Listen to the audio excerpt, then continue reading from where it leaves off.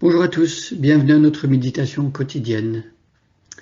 Nous sommes à la fin de cette parabole du Fils prodigue, une parabole qui est connue même parmi les non-croyants, si on a un tant soit peu de culture biblique, même dans la culture générale, on connaît cette histoire du Fils prodigue, et si on connaît par exemple l'auteur Rembrandt, il a un tableau où on voit justement le père qui accueille le fils prodigue, c'est très touchant. Alors depuis quelques jours, nous regardons dans le chapitre 15 de l'évangile selon Luc, troisième évangile, nous regardons des versets 25 à 31, l'attitude du fils aîné lorsque il rentre à la maison et qu'il découvre qu'il y a une fête en l'honneur de son petit frère qui a déshonoré la famille, qui a maltraité le papa, qui est parti, qui a tout vendu. Et donc il fait savoir à son père ce qu'il pense de tout ce qui se passe là, de tout ce qui arrive.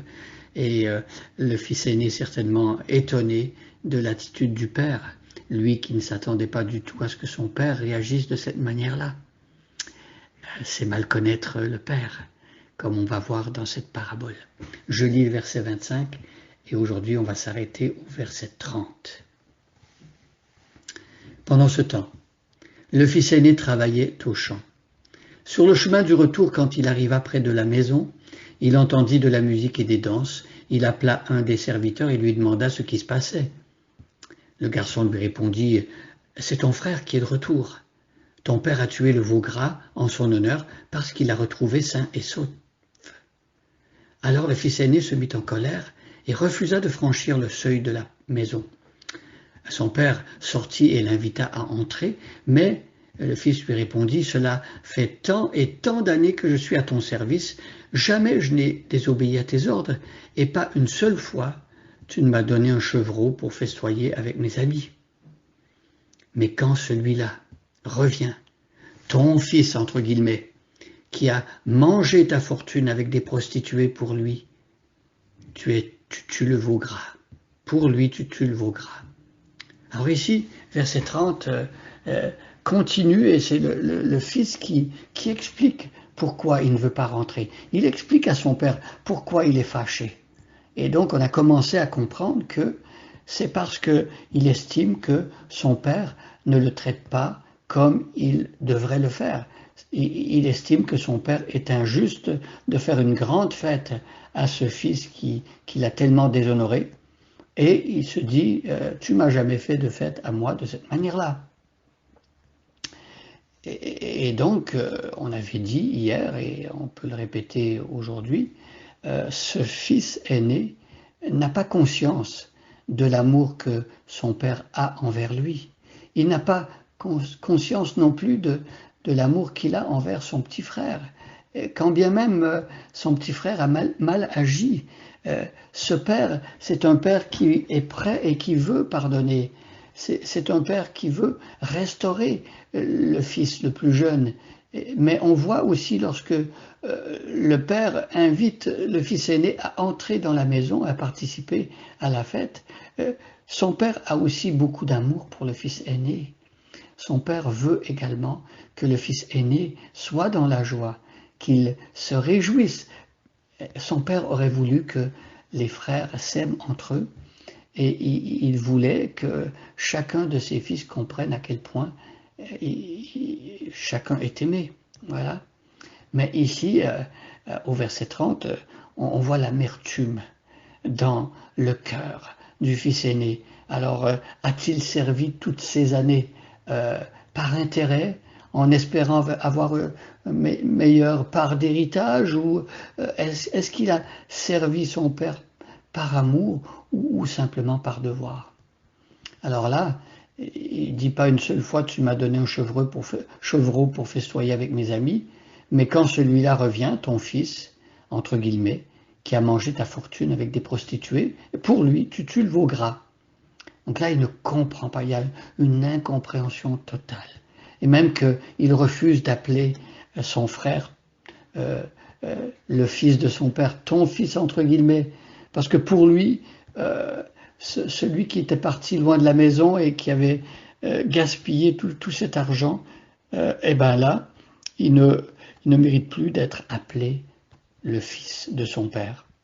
Vous voyez, le fils aîné base la relation qu'il a et qu'il devrait avoir avec son père sur les mérites personnels. Alors, comme si on méritait d'être appelé un fils quand on marche droit, quand on est parfait, quand on fait tout à la perfection. Et lorsqu'on déroge, lorsqu'on tombe, lorsqu'on ne fait pas ce que Dieu aime ou ce que le papa aime ici dans l'histoire, eh bien, on ne mérite plus d'être appelé un fils. Mais voyez, ceux qui sont parents le savent bien, nos enfants, même quand ils font des choses qui ne nous plaisent pas et qui brisent notre cœur, c'est pas pour autant qu'on va dire qu'ils ne sont plus nos enfants.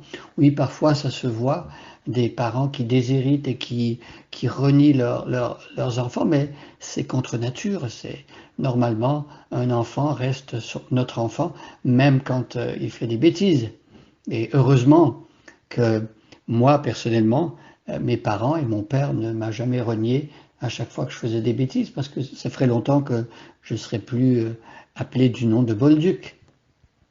Mais voyez, ici, le fils aîné a une manière de comprendre la paternité de Dieu et qui ne correspond pas au cœur de son père et qui ne correspond certainement pas à ce que la Bible dit de Dieu. Dieu est un Dieu qui est rempli de compassion. Le psaume 103 nous dit comme un père a compassion de ses enfants, l'Éternel a compassion de ceux qui le craignent.